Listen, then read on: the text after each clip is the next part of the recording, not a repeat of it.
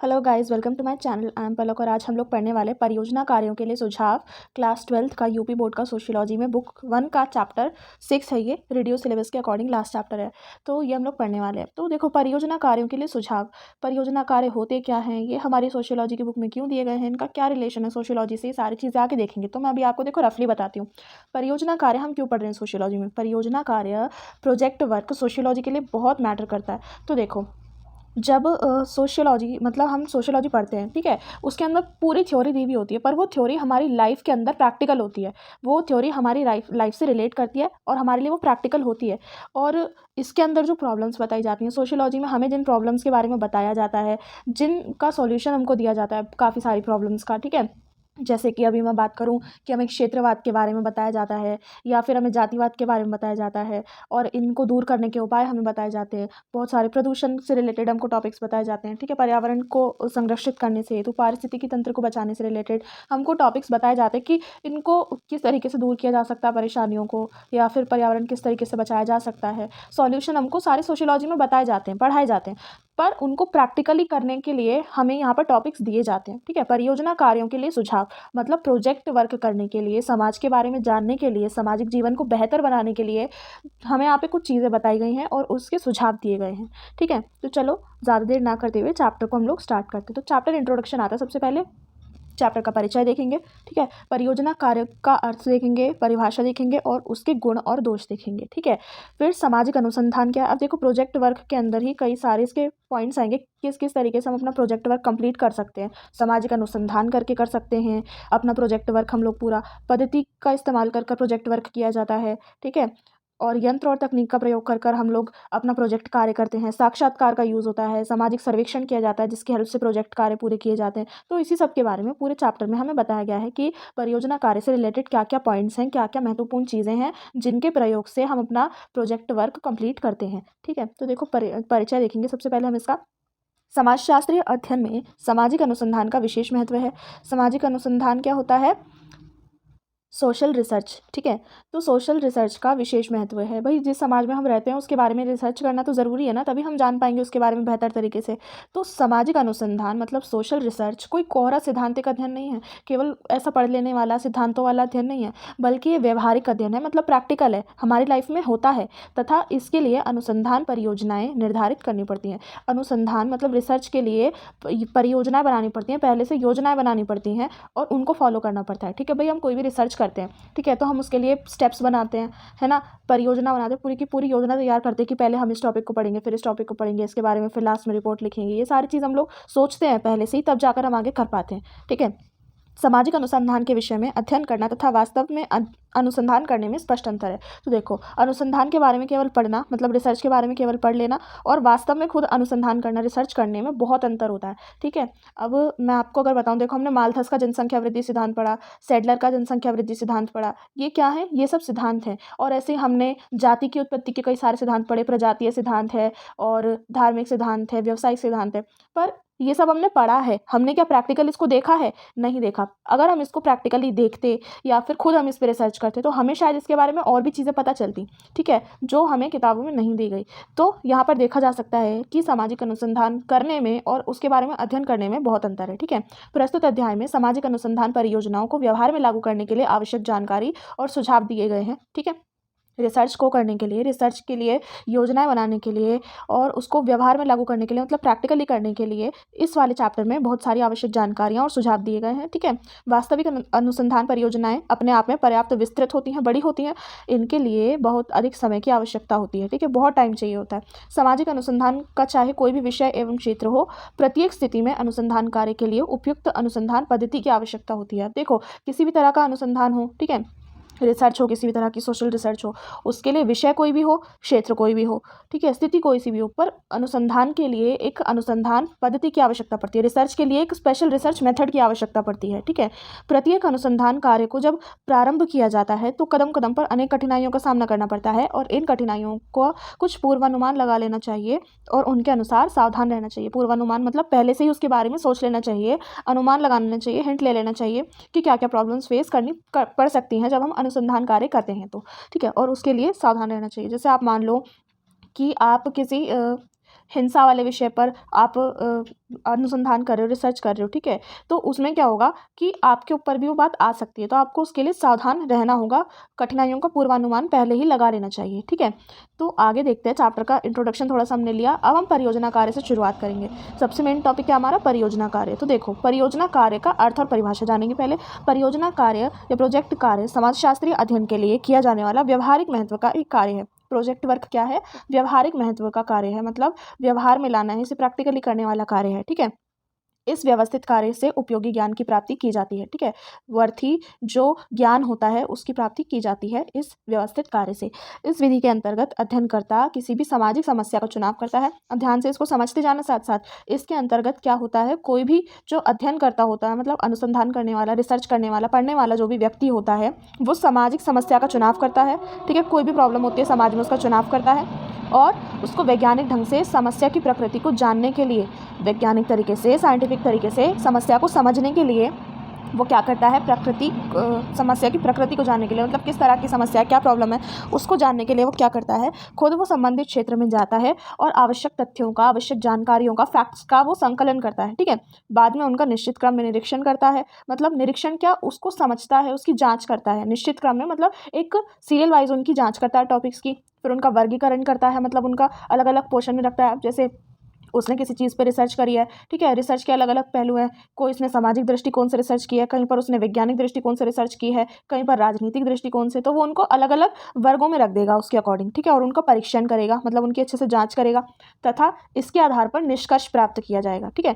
समाजशास्त्रीय परियोजना कार्य विधि को प्रारंभ करने का श्रेय किलपैट्रिक को जाता है। तो देखो, समाजशास्त्र में जो परियोजना कार्य है या प्रैक्टिकल वर्क है या प्रोजेक्ट वर्क है, उसको स्टार्ट किसने किया था? किलपैट्रिक ने, ठीक है। परियोजना कार्य शब्द दो शब्दों से मिलकर बना है। परियोजना का अर्थ है योजना और कार्य से अर्थ है कार्य प्रणाली या विधि। तो कोई भी प्रोजेक्ट की विधि या फिर कार्य करने की विधि, ठीक है, योजना बनाने की विधि, ये सबको हम क्या कहते हैं? परियोजना कार्य। इस आधार पर कहा जा सकता है कि परियोजना कार्य से आशय है योजना की कार्य प्रणाली, जो भी हम सोचते हैं, हमारी योजना है, उसको कार्यान्वित करना, ठीक है। तो किलपैट्रिक के अनुसार क्या परिभाषा है इसकी? परियोजना वह सहृदयपूर्ण कार्य है जो पूर्ण संलग्नता से सामाजिक वातावरण में किया जाता है, ठीक है। परियोजना कार्य भी एक निश्चित प्रक्रिया के माध्यम से चलता है। ऐसे ही नहीं कि किसी ने भी प्रोजेक्ट वर्क कैसे भी कर दिया, ये एक निश्चित प्रक्रिया के माध्यम से चलता है। इस प्रक्रिया के कुछ निश्चित चरण होते हैं या सोपान होते हैं। सोपान मतलब स्टेप्स, ठीक है, जिनमें से मुख्य है, क्या क्या मुख्य इन्होंने स्टेप्स बताए हैं परियोजना कार्य की? समस्या का चुनाव करना, ठीक है, समस्या का चुनाव करना, फिर परियोजना कार्य का व्यवस्थित ढंग से आयोजन करना। देखो, समस्या का चुनाव करना पहला स्टेप, हम अब स्टेप बाय स्टेप देखो हम इन स्टेप्स को समझेंगे, ठीक है।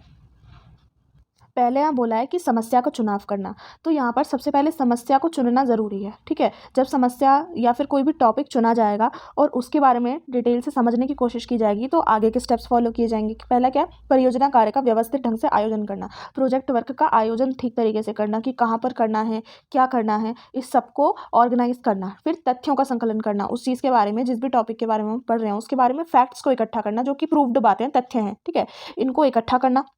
फिर तथ्यों का विश्लेषण करना और निर्वाचन करना, मतलब अच्छे से तथ्यों को पढ़ना, समझना, विश्लेषण करना उनका, और फिर उनका निर्वाचन करना, ठीक है। फिर तथ्यों का प्रदर्शन और रिपोर्ट तैयार करना, उन फैक्ट्स को दिखाना और उनके ऊपर एक रिपोर्ट बनाना। ये स्टेप्स होते हैं प्रोजेक्ट वर्क करने के, ठीक है। आगे देखते हैं परियोजना कार्य के गुण, दोष या फिर लाभ या फिर हानि। तो गुण या लाभ क्या है? परियोजना कार्य के अध्ययनकर्ता में आत्मविश्वास का विकास होता है, ठीक है। जब कोई भी इंसान किसी काम को प्रैक्टिकली करता है, थ्योरी से अलग हटकर, तो उसमें क्या होता है? आत्मविश्वास का विकास होता है कि हाँ, वो कोई कार्य कर सकता है, मैनेजमेंट कर सकता है, ठीक है। अध्ययनकर्ताओं में सामाजिक भावना का विकास होता है। अब देखो, परियोजना कार्य में क्या होता है? व्यक्ति समाज में जाता है, समाज की परेशानियों को समझता है और उनको सॉल्व करने की कोशिश करता है। इससे क्या होता है? उसमें सामाजिक भावना का विकास होता है।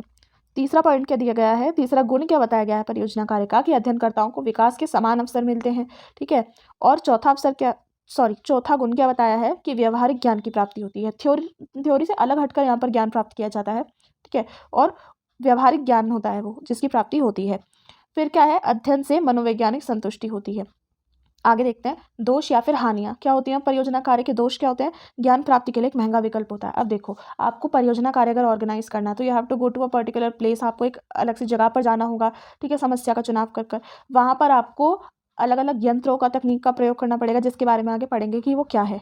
उनके लिए आपको अलग से तकनीकों का प्रयोग करना पड़ेगा जिसके ऊपर आपका खर्चा हो सकता है, ठीक है। टाइम बहुत ज़्यादा जाएगा, पैसा बहुत ज़्यादा इस पर जा सकता है। आगे दिया गया है कि परियोजना कार्य के लिए विषय का चुनाव जो है वो मुश्किल है। और तीसरा पॉइंट क्या दिया गया है कि अध्ययन में क्रमबद्धता नहीं रह पाती, मतलब अध्ययन जो है वो बिगड़ सकता है, ऊपर नीचे हो सकता है। जैसे आप मान लो कि आप किसी प्रोजेक्ट पे काम कर रहे हो, ठीक है। आपको पहले क्या करना है, पहले आपको जगह पर जाना है, फिर उसके बारे में फैक्ट इकट्ठे करने हैं। पर यहाँ पर क्या हो रहा है, क्रमबद्धता कुछ ऐसे नहीं रह पाती कि आप पहले उसके बारे में जानोगे, जिस जगह के बारे में जाना, जहाँ पर आपको जाना है आप उसके बारे में जानोगे, फिर आप उस जगह पर जाओगे। तो इससे क्या होता है, कई बार क्रमबद्धता जो है वो बिगड़ जाती है, सीरियल वाइज आप नहीं चल पाते हो, आप बीच में भी अटक सकते हो, ठीक है। आपका अध्ययन बीच में भी रुक सकता है। तो इसलिए परियोजना कार्य के ये दोष हैं कि ज्ञान प्राप्ति के लिए महंगा विकल्प है, परियोजना कार्य के लिए विषय का चुनाव मुश्किल है और अध्ययन में क्रमबद्धता नहीं रह पाती। आगे देखते हैं, आगे क्या बोला गया यहाँ पे, सामाजिक अनुसंधान। तो देखो, परियोजना कार्य के विषय में भी हमने जाना था और इसी से रिलेटेड है सामाजिक अनुसंधान, सोशल रिसर्च। तो परियोजना कार्य के ही अंग हैं ये सारे, ठीक है। तो सामाजिक अनुसंधान मतलब सोशल रिसर्च, अनुसंधान का मतलब होता है रिसर्च। तो सोशल रिसर्च क्या है, सामाजिक अनुसंधान का अभिप्राय समाज, सामाजिक जीवन, सामाजिक घटनाओं और सामाजिक प्रक्रियाओं, सामाजिक संबंधों, सामाजिक समस्याओं आदि का वैज्ञानिक अध्ययन और विश्लेषण है, ठीक है। समाज का अध्ययन, सामाजिक जीवन का अध्ययन या फिर एनालाइज करना उसको, मतलब उसका विश्लेषण करना, और सामाजिक घटनाओं के बारे में जानना, प्रक्रियाओं के बारे में जानना, सामाजिक संबंधों को पढ़ना और समझना, समस्याओं को पढ़ना समझना, इसी का वैज्ञानिक अध्ययन, साइंटिफिक अध्ययन और विश्लेषण है, ठीक है, सामाजिक अनुसंधान। और क्या बोला गया है, सामाजिक अनुसंधान द्वारा इनसे संबंधित ज्ञान प्राप्त किया जाता है। ये जो ऊपर सभी पॉइंट दिए गए ना, समाज, सामाजिक जीवन, सामाजिक घटनाएं, सामाजिक प्रक्रियाएं, इन्हीं से संबंधित ज्ञान प्राप्त किया जाता है सोशल रिसर्च के जरिए, ठीक है। आगे क्या बोला गया, वैज्ञानिक पद्धति द्वारा किए गए अनुसंधान को वैज्ञानिक अन्वेषण भी कहा जाता है। तो देखो, जो अनुसंधान, जो रिसर्च वैज्ञानिक या फिर साइंटिफिक तरीके से की जाती है, साइंटिफिक मेथड से की जाती है, उसे क्या कहा जाता है, वैज्ञानिक अन्वेषण भी कहा जाता है, ठीक है। आगे देखते हैं, सामाजिक अनुसंधान के मौलिक सोपान, सोपान मतलब चरण, ठीक है। तो क्या स्टेप्स हैं, सबसे पहला होता है समस्या का चुनाव। किसी भी समस्या का चुनाव करते हैं सोशल रिसर्च करने के लिए सबसे पहले। उसके बाद क्या करते हैं, उपकल्पना का निर्माण करते हैं, उस समस्या के बारे में कल्पना करते हैं, समझने की कोशिश करते हैं कि वो कल्पना क्या है। तो देखो, जब तक हम किसी चीज़ का विजन तैयार नहीं करते तो हमें उसको फॉलो करने में या फिर उसको सर्च करने में प्रॉब्लम होती है। अब जैसे आप मान लो, आपको पता है कि देखो, जब भारत आज़ाद हुआ था तो उससे पहले हमने क्या सोचा था, हमारे जो नेता थे उन्होंने ये सोचा था कि भारत जो है वो स्वतंत्र होगा और लोकतांत्रिक राज्य होगा, ठीक है। भारत में जो ब्रिटिश राज्य है वो खत्म हो जाएगा, उसके बाद क्या होगा, लोकतंत्र की स्थापना होगी और वहाँ पर सबको समानता दी जाएगी। तो वो क्या कर रहे थे कि भावी भारत की उपकल्पना कर रहे थे। समस्या क्या थी उनकी, अंग्रेज़ों को भारत से निकालना और भारत में एकता लाना, अखंडता लाना, ये सब समस्याएं थी। इसका चुनाव उन्होंने कर लिया, फिर उन्होंने उसके बारे में उपकल्पना की कि किस तरीके से उसका निर्धारण या फिर समस्या को वो खत्म करेंगे, ठीक है। फिर उन्होंने क्या किया, चरों का चयन, चरों का चयन मतलब टॉपिक्स का चयन करना, ठीक है। तो देखो, जब हम सोशल रिसर्च करते हैं तो उसके अंदर हमारे सामने ना बहुत सारी चीज़ें आती रहती हैं, बहुत सारे टॉपिक्स आते रहते हैं।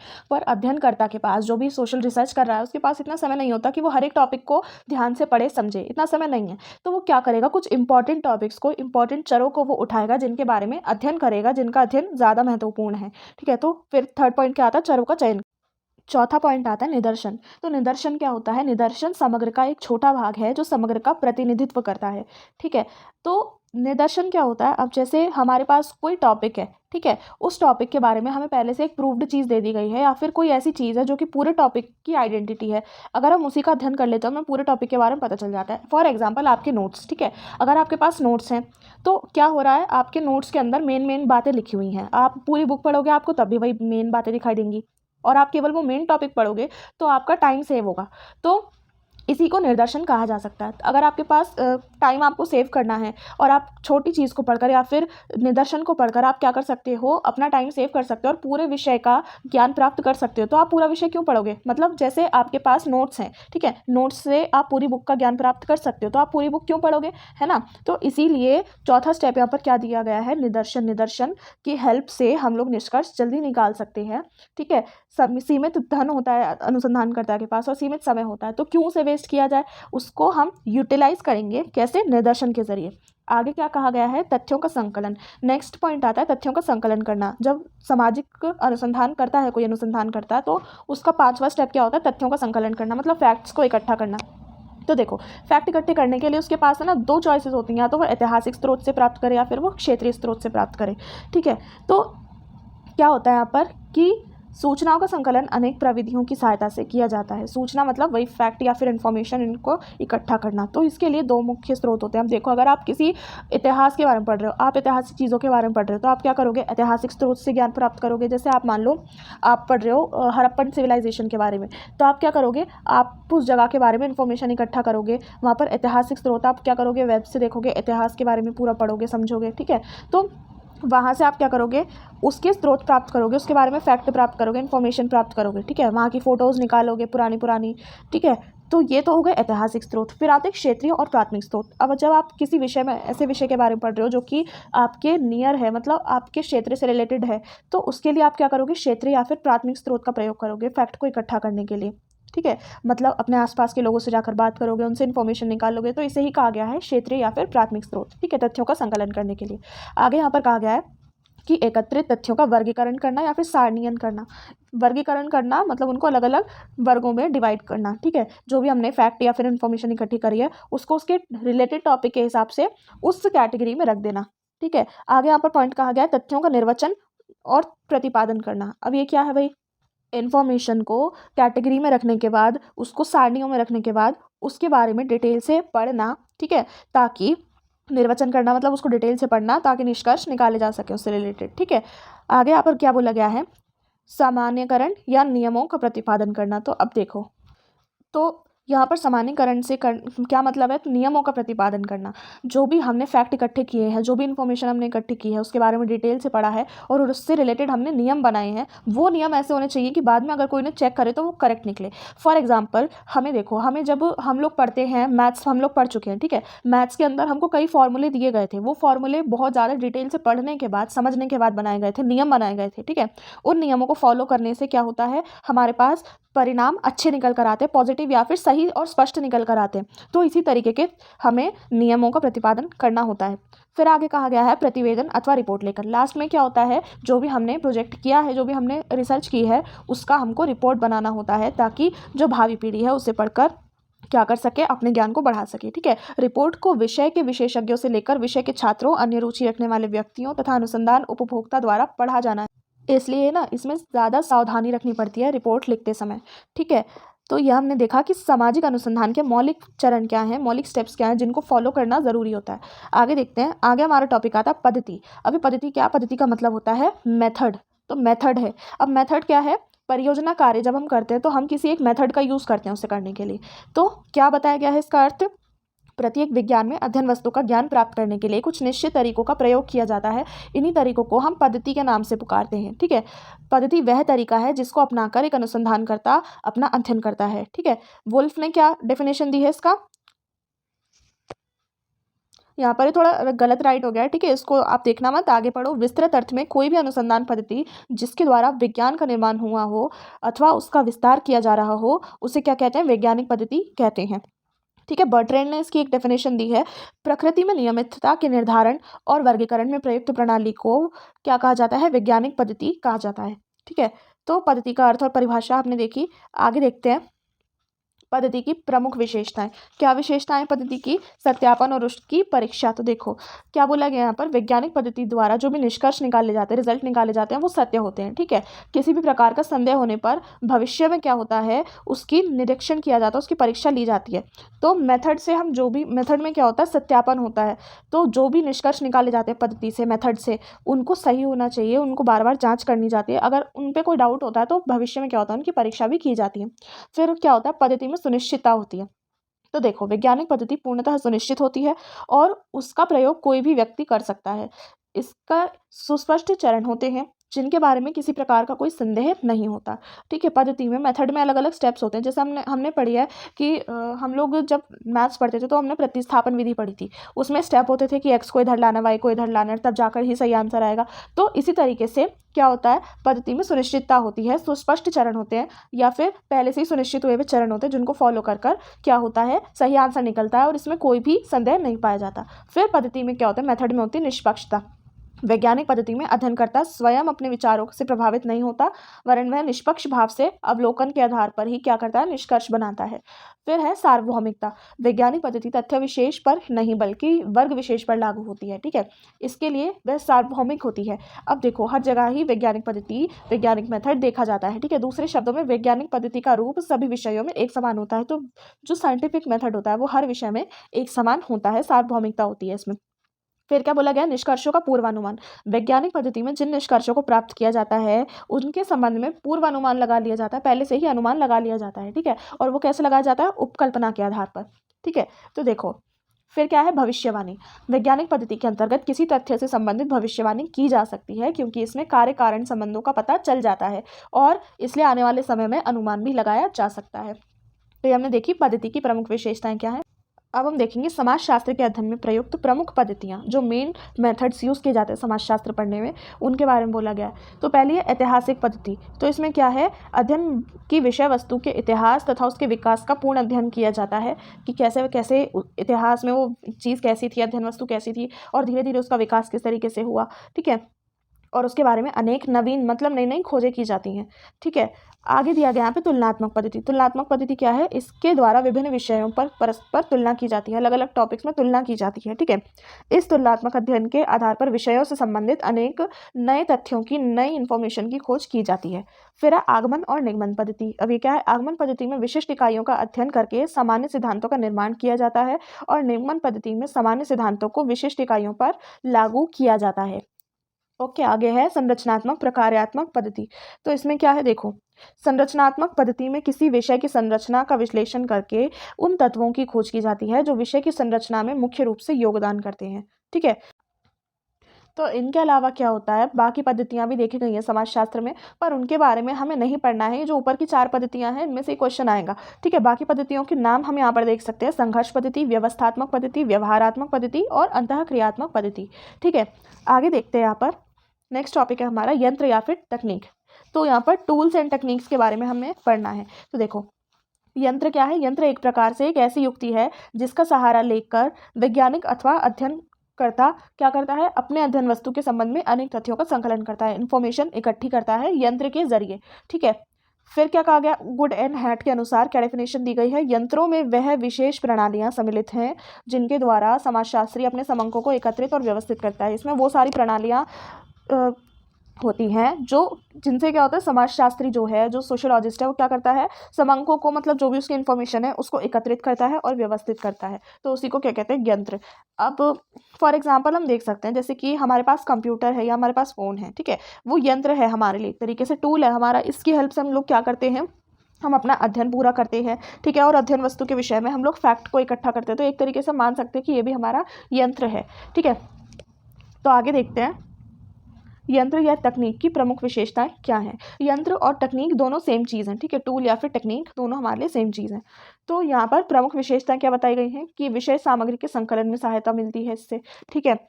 तो क्या बोला गया यहाँ पर कि विषय सामग्री के संकलन में सहायता मिलती है, मतलब हम किसी टॉपिक के बारे में पढ़ते हैं, उसके बारे में क्वेश्चंस की लिस्ट बनाते हैं और उसके बारे में इंटरव्यू लेते हैं, लोगों का अध्ययन करते हैं। तो ये सारी चीज़ें क्या है, इन सबसे हमें विषय के बारे में, सामग्री के बारे में अध्ययन कर संकलन में सहायता मिलती है, मतलब इसके बारे में टॉपिक को इकट्ठा करने में सहायता मिलती है। तो क्या एक विशेषता है इसकी कि यंत्रों की सहायता से हम विषय सामग्री का संकलन कर सकते हैं, ठीक है। तो आगे क्या बोला गया यहाँ पर, अध्ययन की विषय वस्तु के अनुसार भिन्नता होती है। तो देखो, जिस तरीके का अध्ययन होता है उसी के अकॉर्डिंग यंत्र का प्रयोग भी हमें करना पड़ता है। हम लोग क्या कर रहे हैं, हम लोग किसी क्षेत्र विशेष के बारे में पढ़ रहे हैं जहाँ पर कोई प्रॉब्लम है, ठीक है। जहाँ पर मान लो स्लम एरिया की प्रॉब्लम है, वहाँ पे गरीबी बहुत है, ठीक है, झोपड़पट्टियाँ बनी हुई हैं, ऐसी एरिया के बारे में पढ़ रहे हैं। तो उसके लिए हमें क्या चाहिए होगा, हमको वहाँ के बारे में इंफॉर्मेशन इकट्ठा करने के लिए हम किस टूल का प्रयोग करेंगे, हम साक्षात्कार का मतलब इंटरव्यू का यूज़ करेंगे, इंटरव्यू करेंगे उन लोगों का, तब जाकर हमें वहाँ के बारे में इंफॉर्मेशन इकट्ठा होगी, ठीक है। और इसके अलावा हम कुछ और पढ़ेंगे, किसी और जगह का अध्ययन करेंगे, तो हमें उसके लिए अलग तरीके का क्या चाहिए होगा, यंत्र चाहिए होगा। तो इसका क्या है कि अध्ययन वस्तु जैसी होती है, विषय वस्तु जैसी होती है, उसके अकॉर्डिंग अलग अलग यंत्रों का प्रयोग हम करते हैं। फिर क्या है, सामाजिक विज्ञानों से भिन्नता होती है इसकी। आगे क्या बोला गया कि अंतर की कम संभावना होती है। तो देखो, सामाजिक विज्ञानों में प्रयोग किए जाने वाले यंत्रों में अंतर बहुत कम देखने को मिलता है। ठीक है, काफ़ी कुछ सिमिलैरिटीज़ यंत्रों में होती हैं और कई बार एक ही टॉपिक के अंदर हम 2-3 यंत्रों का भी प्रयोग करते हैं, अलग अलग टेक्निक का भी प्रयोग करते हैं। ठीक है, फिर क्या बोला गया, अनिश्चित प्रकृति, यही तो बात कही गई है यहाँ पर। हम अलग अलग समस्या के लिए अलग अलग यंत्रों का प्रयोग करते हैं और कई बार तो क्या होता है कि हम एक ही अध्ययन के लिए हम अलग अलग यंत्रों का प्रयोग कर लेते हैं, अलग अलग टेक्निक्स का यूज़ कर लेते हैं। फिर क्या, असार्वभौमिकता, हर जगह पर हर विज्ञान में यंत्रों का प्रयोग नहीं किया जाता, टेक्निक का प्रयोग नहीं किया जाता पढ़ने के लिए, ठीक है, या फिर अध्ययन करने के लिए। ठीक है, आगे क्या बोला है, सामग्री का संकलन, यंत्र का उद्देश्य केवल सामग्री को एकत्रित करना ही नहीं है अपितु उसे व्यवस्थित करना भी होता है। ठीक है, आगे यहाँ पर क्या बोला गया है, पद्धति और यंत्र में हम लोग अंतर देखेंगे। तो देखो, सबसे पहले क्या बोला गया है, परिभाषा में अंतर। परिभाषा में अंतर कैसे है, पद्धति किसी विषय वस्तु का क्रमबद्ध अध्ययन करने वाला उपकरण होता है। ठीक है, और यंत्र क्या होता है, विषय वस्तु से संबंधित आवश्यक आंकड़ों को इकट्ठित करने वाला प्रणाली होती है। ठीक है, अब देखा गया यहाँ पर उद्देश्य में अंतर होता है। पद्धति का उद्देश्य क्या होता है, सामान्य नियमों का निर्माण करना, और यंत्र का उद्देश्य क्या होता है, तथ्यों का यथार्थ संकलन करके सामान्य नियमों का निर्माण में सहायता देना। नियमों का निर्माण करना नहीं होता, उसमें सहायता देना होता है। ठीक है, फिर प्रयोग में अंतर, पद्धति का प्रयोग किया जा सकता है कैसे, पद्धति का प्रयोग सभी विज्ञानों में समान रूप से किया जाता है और यंत्रों का अध्ययन जो है, यंत्रों का जो प्रयोग है वो हर विज्ञान में अलग तरीके से किया जाता है, सामान्य तरीके से नहीं किया जाता। फिर क्या है, सार्वभौमिकता में अंतर है। पद्धति का क्या है, पद्धति की सार्वभौमिकता होती है, पद्धति हर जगह पर एक तरीके की देखी जा सकती है और साथ ही साथ सुनिश्चित भी होती है, सार्वभौमिक भी होती है, सुनिश्चित भी होती है वैज्ञानिक पद्धतियाँ। और यंत्र जो है वो सार्वभौमिक नहीं होते हैं और सुनिश्चित भी नहीं होते हैं।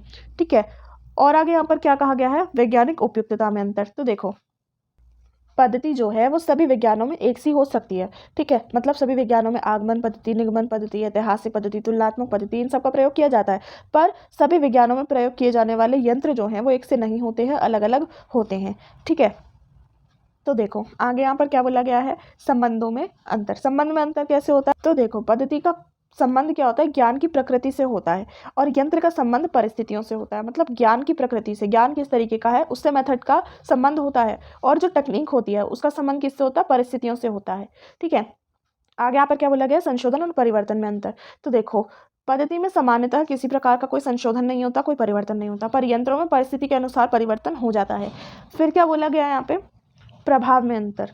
पद्धति के प्रयोग करने से नए नए यंत्रों का विकास होता है, इसलिए कहा जाता है कि पद्धति यंत्र को जन्म देती है।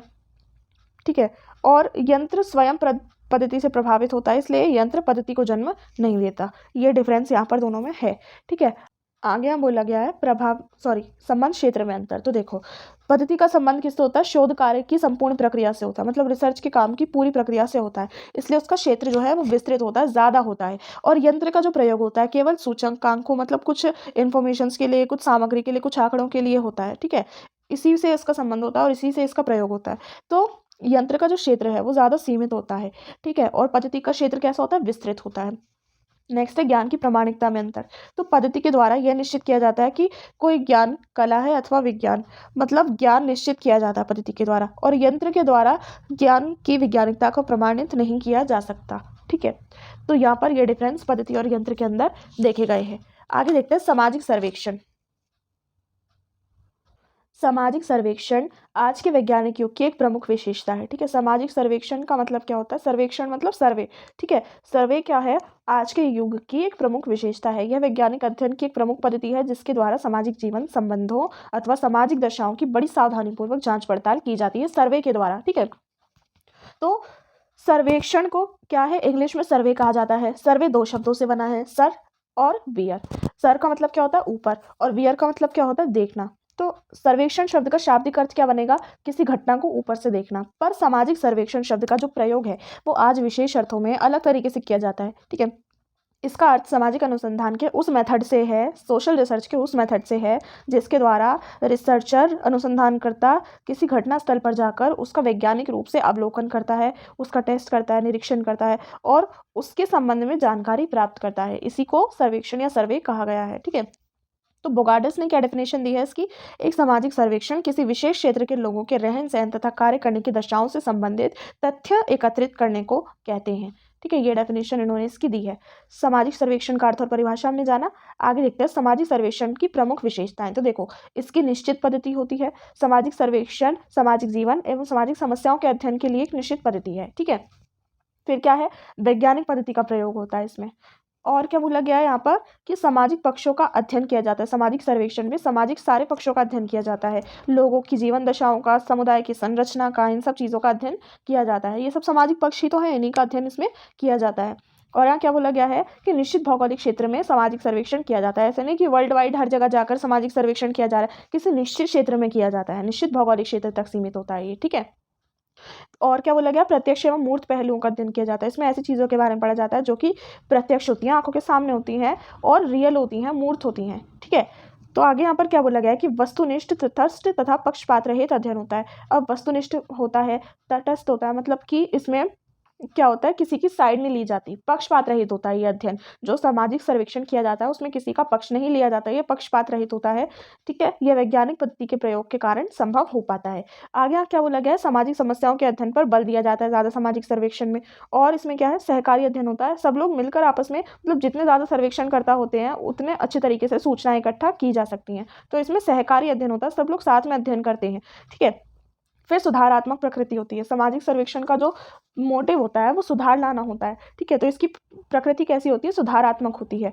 ठीक है, फिर क्या बोला गया यहाँ पर, तुलनात्मक अध्ययन। तो सामाजिक सर्वेक्षण में स्थितियों की तुलना की जाती है, सामाजिक घटनाओं की आपस में तुलना की जाती है। ठीक है, ये हमने इसकी प्रमुख विशेषताएं देखी। अब हम देखेंगे सामाजिक सर्वेक्षण के उद्देश्य और महत्व। तो देखो, क्या उद्देश्य है इसके, तथ्यों का संकलन का साधन होता है, तथ्यों का संकलन करना इसका उद्देश्य है।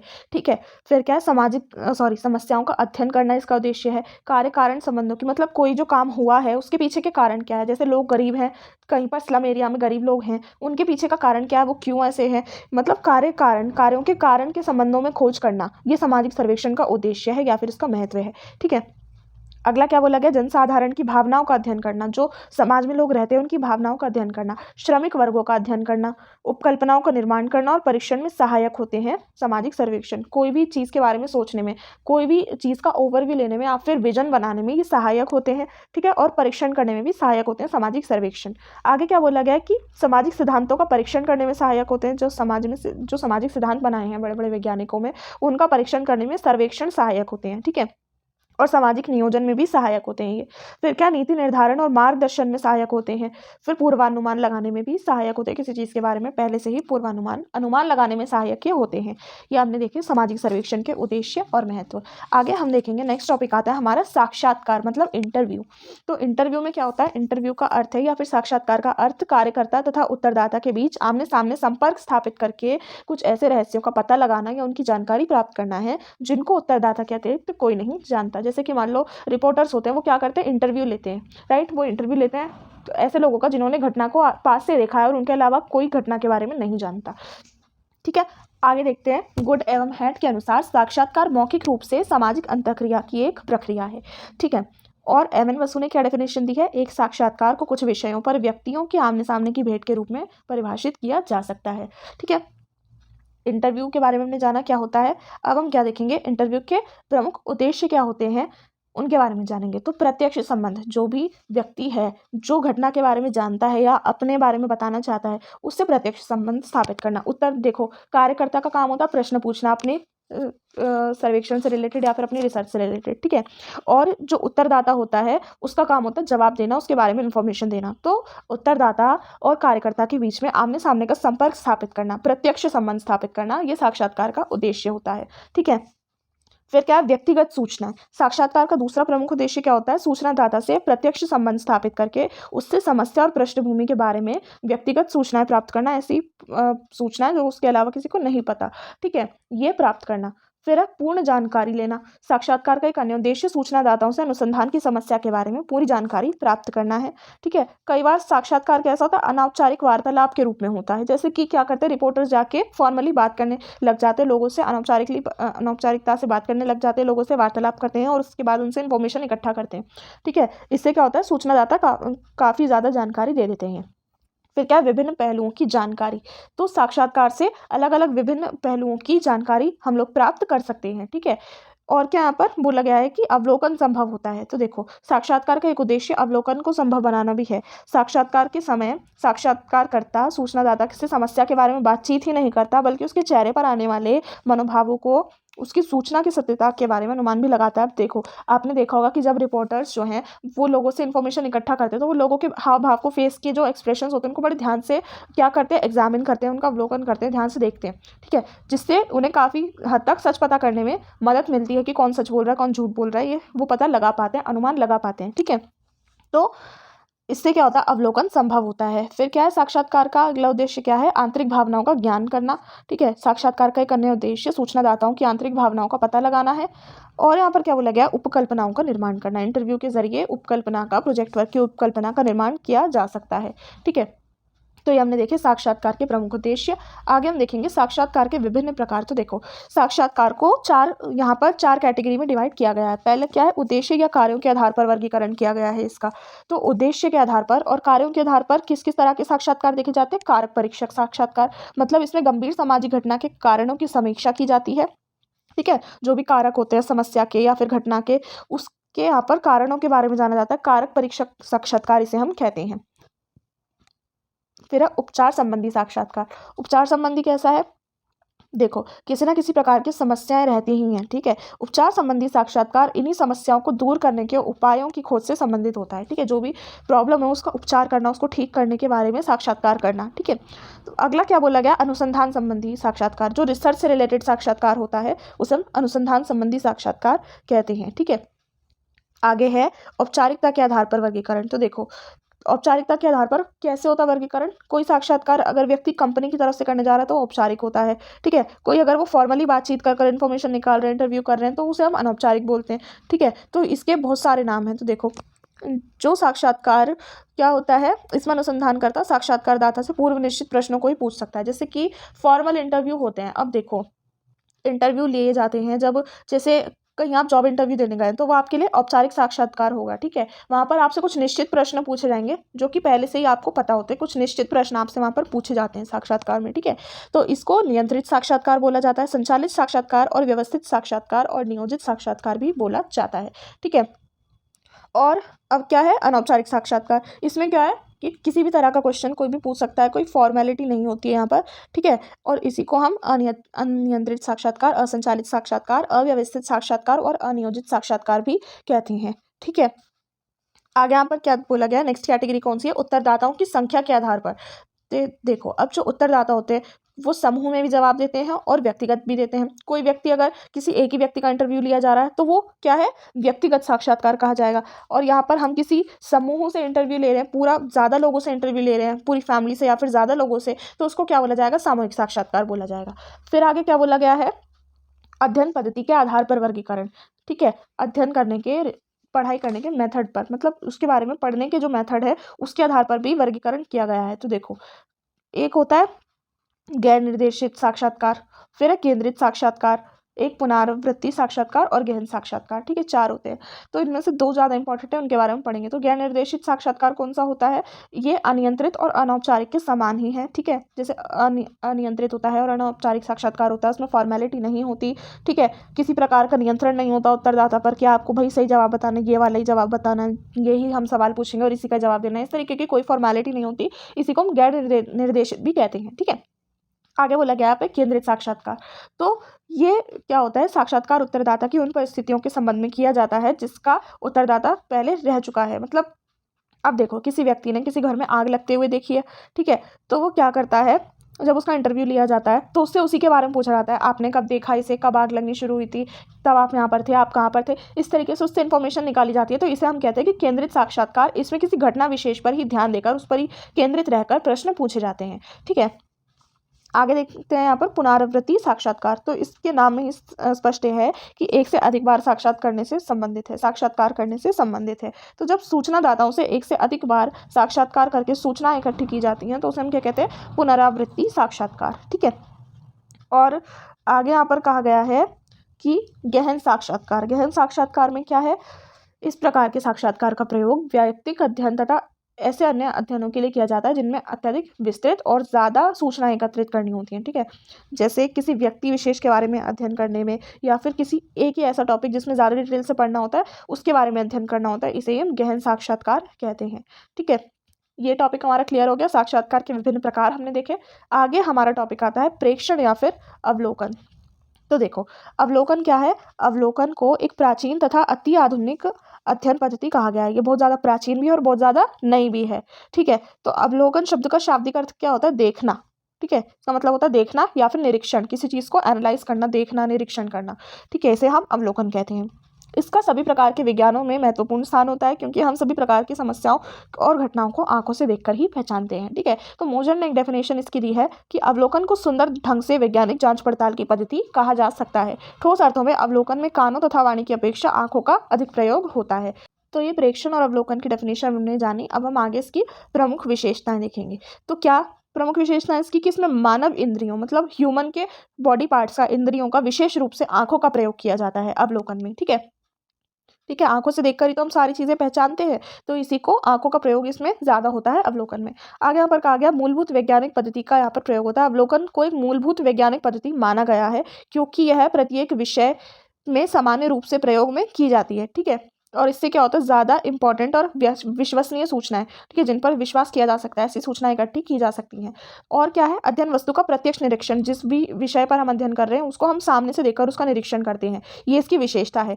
और क्या है? उद्देश्यपूर्ण अध्ययन। तो अवलोकन का क्या है? अवलोकन से हमारा जो उद्देश्य है अध्ययन करने का वो पूरा होता है, तो इसे उद्देश्यपूर्ण अध्ययन यहाँ पर कहा गया है। आगे बोला गया गहन अध्ययन, हम डिटेल से किसी भी चीज़ का अध्ययन कर सकते हैं अवलोकन की सहायता से। फिर क्या है? कार्य कारण संबंधी व्याख्या, किसी कार्य के होने के पीछे क्या कारण रहे हैं उनकी व्याख्या यहाँ पर की जाती है। फिर है विश्वसनीयता, तो अवलोकन से विश्वसनीयता ज़्यादा होती है। हम किसी भी चीज़ के बारे में थ्योरी में पढ़ते हैं, ठीक है, हमें उसके बारे में नहीं पता कि वो सही है या नहीं, पर जब हम उसका आंखों से देखकर अवलोकन करते हैं, एनालाइज करते हैं उसको, तो हमें पता चल जाता है और हमें ज़्यादा विश्वास रहता है कि ये चीज़ सही है, करेक्ट है। तो इसमें क्या होता है? विश्वसनीयता अधिक होती है। फिर क्या है? सामूहिक व्यवहार का अध्ययन अवलोकन के माध्यम से किया जाता है। तो ये यहाँ पर अवलोकन की प्रमुख विशेषताएं पूरी हुई। आगे हम देखते हैं अवलोकन के प्रमुख प्रकार, ठीक है। क्या प्रकार होते हैं अवलोकन के? अनियंत्रित और साधारण अवलोकन। तो 2-3 तरह के अवलोकन यहाँ पर होते हैं। पहला इसमें आता है अनियंत्रित और साधारण अवलोकन। ऐसा अवलोकन, ऐसा एनालाइज जिस पर किसी का नियंत्रण ना हो। तो क्या होता है इसमें? इसमें भी 2 तरह के अवलोकन होते हैं, सहभागी अवलोकन और असहभागी अवलोकन और अर्धसहभागी अवलोकन। तो देखो, सहभागी अवलोकन क्या होता है? इसमें क्या होता है कि अनुसंधानकर्ता उस समूह में जाकर बस जाता है जिसका वह अध्ययन करता है। जैसे मान लो कोई अनुसंधानकर्ता, कोई रिसर्च करने वाला व्यक्ति क्या है, आदिवासियों के विषय में पढ़ रहा है, जनजातियों के विषय में पढ़ रहा है, तो क्या करेगा? उनके साथ जाकर रहने लगेगा और उनका अवलोकन करेगा। तो इसे ही कहते हैं सहभागी अवलोकन। फिर आगे क्या दिया गया है? असहभागी अवलोकन। इस प्रकार के अवलोकन में अनुसंधानकर्ता अध्ययन किए जाने वाले समूह की सदस्य नहीं बनता और उसकी क्रियाओं में भाग नहीं लेता है, बल्कि दूर से ही उनका अध्ययन करता है। तो इसे कहते हैं असहभागी अवलोकन। तीसरा आता है अर्ध सहभागी अवलोकन। इसमें क्या होता है कि कुछ एक्टिविटीज़ में अनुसंधानकर्ता भाग लेता है और कुछ में नहीं लेता। अब जैसे कि आदिवासियों का जब वो अध्ययन करता है, तो आदिवासियों में कुछ वो उनकी एक्टिविटीज़ को फॉलो करता है, कुछ उनके रीति रिवाजों को, परंपराओं के बारे में जब वो पढ़ता है तो उनके साथ रहता है, कुछ रीति रिवाजों को फॉलो करता है और कुछ को फॉलो नहीं करता, बस उनके बारे में जान लेता है। तो इसे क्या कहते हैं? अर्ध सहभागी अवलोकन। नेक्स्ट आता है नियंत्रित अथवा व्यवस्थित अवलोकन। इसमें क्या होता है? इस तरह के जो अवलोकन होते हैं उसमें अनुसंधानकर्ता पर बहुत सारे नियंत्रण लगे रहते हैं, ठीक है, और वो अपने मन अनुसार कार्य नहीं कर पाता, उसे अपनी सीमाओं को ध्यान में रखकर काम करना पड़ता है, रिसर्च करनी पड़ती है, ठीक है। आगे यहाँ पर दिया गया है सामूहिक अवलोकन। इसमें क्या होता है? इस प्रकार के अवलोकन में एक ही समस्या का अवलोकन कई अनुसंधानकर्ता एक साथ सामूहिक रूप से करते हैं, ठीक है, और यह अनुसंधानकर्ता सामाजिक घटना के विभिन्न पक्षों के विशेषज्ञ होते हैं। तो ये हमने जान लिया कि किस किस तरह के अवलोकन होते हैं। आगे देखा जाएगा यहाँ पर एक से अधिक पद्धतियों का सम्मिश्रण। अब हम इस चैप्टर के एंड करने पर आ रहे हैं, ठीक है, बहुत थोड़ा सा बचा हुआ है, 2 स्लाइड बची हैं केवल जिनके बारे में हमें पढ़ना है। तो एक से अधिक पद्धतियों का सम्मिश्रण क्या है? किसी एक अध्ययन के लिए परिस्थितियों के अनुसार एक से ज़्यादा पद्धतियों का यूज़ किया जा सकता है, ठीक है। कोई टॉपिक अगर हम पढ़ रहे हैं उसमें एक पद्धति काम नहीं आ रही, तो हम उसके अलावा दूसरी पद्धतियों का प्रयोग भी कर सकते हैं और एक साथ ज़्यादा पद्धतियों का, ज़्यादा मेथड्स का यूज़ भी कर सकते हैं, ठीक है। और क्या बोला गया? उदाहरण के लिए किसी समस्या के वर्तमान कारकों को जानने के लिए सर्वेक्षण या परीक्षण विधि को अपनाया जा सकता है, पर उस समस्या को उत्पन्न होने के लिए, उनके कारणों को जानने के लिए हमें ऐतिहासिक पद्धति को अपनाना पड़ेगा। अब जैसे कोई घटना मान लो कि घटना हम ले सकते हैं, फॉर एग्जांपल कोई व्यक्ति जो है वो अपंग है, ठीक है, उसके कोई बॉडी पार्ट नहीं, जैसे मान लो कि किसी का पैर कटा हुआ है, तो उसका क्या है, सर्वेक्षण और परीक्षण की विधियों के जरिए हम उसे समझ सकते हैं कि उसके साथ क्या प्रॉब्लम है।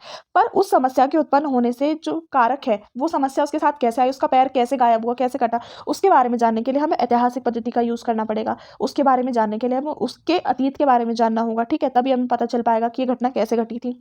तो यहाँ पर स्पष्ट यही किया गया है कि किसी एक अध्ययन को करने के लिए परिस्थितियों के अनुसार एक से ज़्यादा पद्धति का मेथड्स का यूज़ किया जा सकता है, ठीक है। आगे यहाँ पर बोला गया है, छोटी शोध परियोजनाओं के लिए संभावित प्रकरण और विषय यहाँ पर आपको दिए गए हैं, जिनमें से क्वेश्चन भी एग्जाम में आ सकता है, ठीक है। आपसे कुछ ये आपको टॉपिक्स यहाँ पे दिए गए हैं बुक के अंदर, जिन पर आपको रिसर्च करनी है और इन पर क्वेश्चन आ भी सकता है हमारे एग्जाम में, ठीक है। लॉन्ग क्वेश्चन या फिर शॉर्ट क्वेश्चन यहाँ पे से निकल सकता है कि सामाजिक जीवन में संचार माध्यमों की भूमिका क्या है, वो बताओ, ठीक है। सार्वजनिक स्थानों का उपयोग, किसी घरेलू उपयोगी वस्तु का जीवन, ये टॉपिक्स तो खैर नहीं आएंगे, पर जो ऊपर के 2-3 टॉपिक्स हैं, इनमें से कुछ टॉपिक्स आ सकते हैं हमारे एग्जाम में आंसर लिखने के लिए। तो आई होप आपको ये चैप्टर समझ में आया होगा। आगे भी हम और चैप्टर की एक्सप्लेनेशन देखते रहेंगे। सेकंड वाले बुक में एक चैप्टर तो पढ़ चुके हैं और बाकी के चैप्टर की एक्सप्लेनेशन भी देखेंगे, ठीक है। तो जल्दी मिलता है नेक्स्ट वीडियो में। अगर वीडियो पसंद आई तो अपने दोस्तों के साथ शेयर करना, वीडियो को लाइक करना, चैनल पर नए हो तो सब्सक्राइब करना। And thanks for watching. I will meet you in the next video.